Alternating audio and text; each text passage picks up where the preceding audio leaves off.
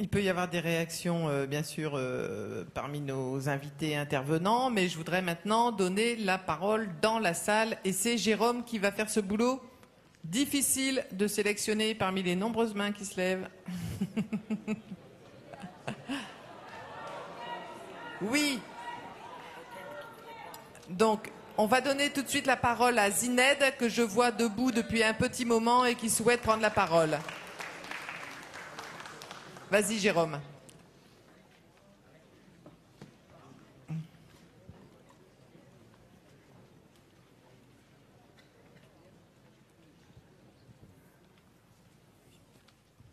Alors, merci. Je me présente d'abord. Je m'appelle Zineb El Razoui. Je suis militante du mouvement du 20 février au Maroc, un mouvement qui lutte pour une vraie démocratie au Maroc. Je suis cofondatrice du mouvement du Mali, le mouvement alternatif pour les libertés individuelles au Maroc, qui a maintes fois subi la répression du régime. Je suis une journaliste au chômage au Maroc après la fermeture du support où je travaillais par le régime et dont voici le directeur, qui est l'auteur d'un livre censuré au Maroc parce que c'est un livre qui parle du roi du Maroc et qui est un homme accusé qui vient d'être inculpé il y a quelques mois pour le vol d'un ordinateur qui lui appartient. Et j'ai été inculpée du même coup avec lui pour prostitution. Voilà. Donc ça, c'est juste pour me présenter. Excusez-moi, je suis très en colère parce que sur ce panel, je vois des personnes de la société civile de différents pays, des gens qui viennent parler de révolution. Sauf pour le Maroc où on a affaire à un conseiller de Mohamed VI qui vient parler de la révolution du Maroc. On a monsieur Driss Yazami qui est le conseiller de Mohamed VI qui est là pour parler de la révolution au Maroc, qui a parlé de choses très littéraire et très généraliste et qui a escamoté réellement ce qui se passe au Maroc. J'aimerais vous répondre point par point. Je ne veux pas être très très longue. Vous avez parlé... Merci de ne pas être très très longue. Oui, je ferai de mon mieux. Vous avez parlé... Vous avez parlé de la transition qui aurait commencé au Maroc depuis 99, depuis l'avènement de Mohamed VI. En 99, au Maroc, on nous a dit maintenant Hassan II est mort, vous êtes en démocratie. Et c'est ceci la doctrine officielle de l'État marocain. Vous avez parlé de l'instance équité et réconciliation au sein de laquelle vous avez siégé. Le rapport général de cette instance n'a jamais intégralement été rendu public. Les passages sur Ben Barka et les fosses publiques n'ont jamais été rendus publics. Par ailleurs, les recommandations de l'instance équité et réconciliation, aucune de ces recommandations n'est jamais entrée en vigueur. Vous avez parlé de la Moudawana, du code de la famille. Moi, en tant que femme marocaine, j'explique que ce texte est tout sauf égalitaire. J'hérite toujours la moitié de ce que vous, en tant qu'homme marocain, héritez, même si je paye mon café au même prix. Moi, en tant que Marocaine athée, l'État du Maroc m'interdit d'épouser l'homme de mon choix. Cet homme est obligé de se convertir à l'islam et je passe d'autres inégalités. Je parle aussi de... Vous avez aussi parlé d'un pas qui serait remarquable selon vous, qui est l'instance contre la corruption. Je précise que Transparency International, leur remise de prix cette année a été interdite par le régime marocain 3 fois de suite. Le remise de prix devait être donné au militant Chakib El-Khiyari qui était condamné à 3 ans de prison au Maroc pour avoir dénoncé la corruption. Vous-même, monsieur Yazami, vous, depuis le début du mouvement du 20 février, notre mouvement a été traité par l'État marocain. Je passe les tabassages, je passe tous ceux qui ont été dans le coma, je passe les morts. Et là, je rappelle Kamal Ammari, mort, assassiné par le régime à Asfi. Nous avons eu à peu près 13 immolations par le feu au Maroc. La dernière date de la semaine dernière. Monsieur le jeune Hamid Kanouni, 30 ans, immolé par le feu le 7 août à Berkane, décédé le 9 août. Fedwa Al-Aroui, immolé par le feu à Souk Sebt le 21 février, décédé le 23 février, victime de sa condition de mère célibataire, traitée de pute par le Mokadem de la ville, parce qu'elle est mère célibataire et qui s'est immolée publiquement par le feu. Il existe une vidéo de 3 minutes de sa mort, qui est juste insupportable. Où étiez-vous en tant que turiféraire des droits de l'homme à ce moment-là? Et je passe le reste. Le 15 mai, le dimanche 15 mai, nous avons été tabassés aux portes de Rabat. Nous avons été manifestés contre le bagne secret de Temara, qui figure dans les rapports de Human Rights Watch.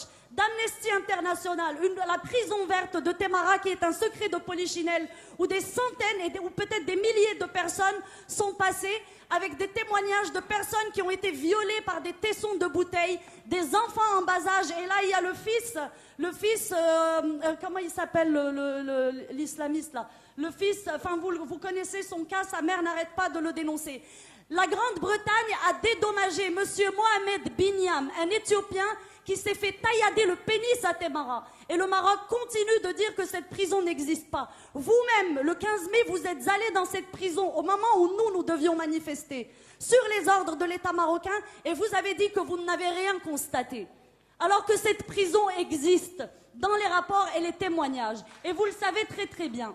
D'accord? Donc maintenant, j'aimerais que vous nous disiez si le bagne de Témara existe ou pas. J'aimerais bien que vous répondiez sur ça. Pour ne pas faire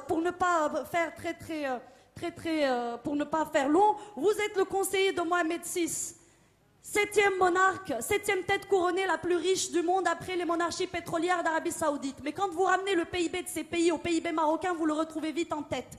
Ce monarque que vous dites qui est là depuis 14 siècles. Jusqu'à récemment, il possédait 60% de la capitalisation boursière marocaine. Il est dans l'agroalimentaire, dans la téléphonie, dans les assurances, dans l'immobilier, dans l'hôtellerie. Il est partout. D'accord? Quelle est la différence aujourd'hui entre Ben Ali et Mohamed VI? Est-ce qu'on aurait reçu un conseiller de Ben Ali pour parler de la révolution tunisienne? Est-ce que ça se serait passé? D'accord? Donc, vous, juste pour conclure, la constitution marocaine est un simulacre. C'est une constitution qui consacre l'islam religion d'État, le droit divin, où il n'y a pas d'égalité homme-femme. Est-ce que vous pouvez conclure, Zineb, Je vais conclure très rapidement. Où il n'y a pas...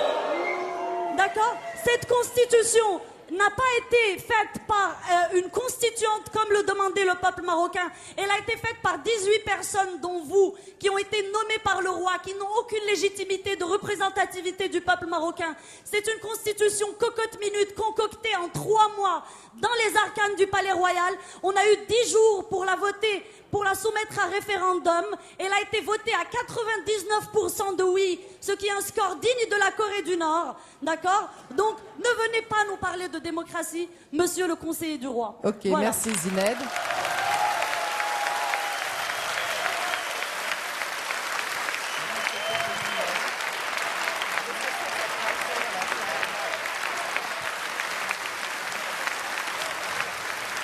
Bon,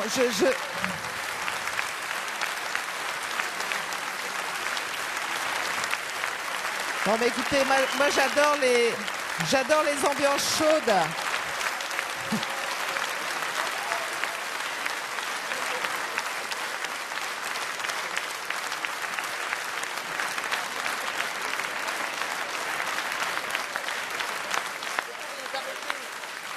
Bon, s'il vous plaît. Ouh.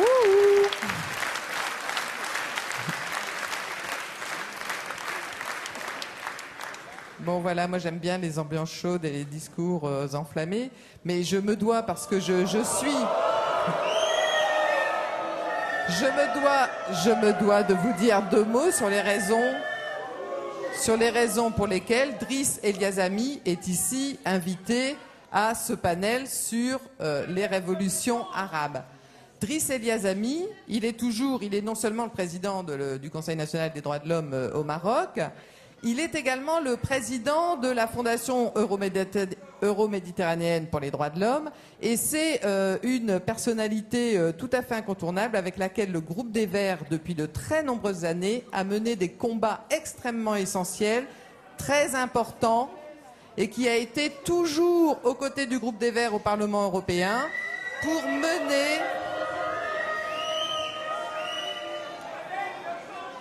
mener notre travail de défendre les droits de l'homme et la démocratie au Maroc.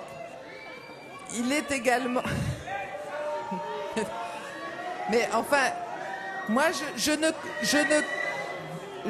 crois pas, je ne pense pas que l'opération de lynchage public d'une personne qui est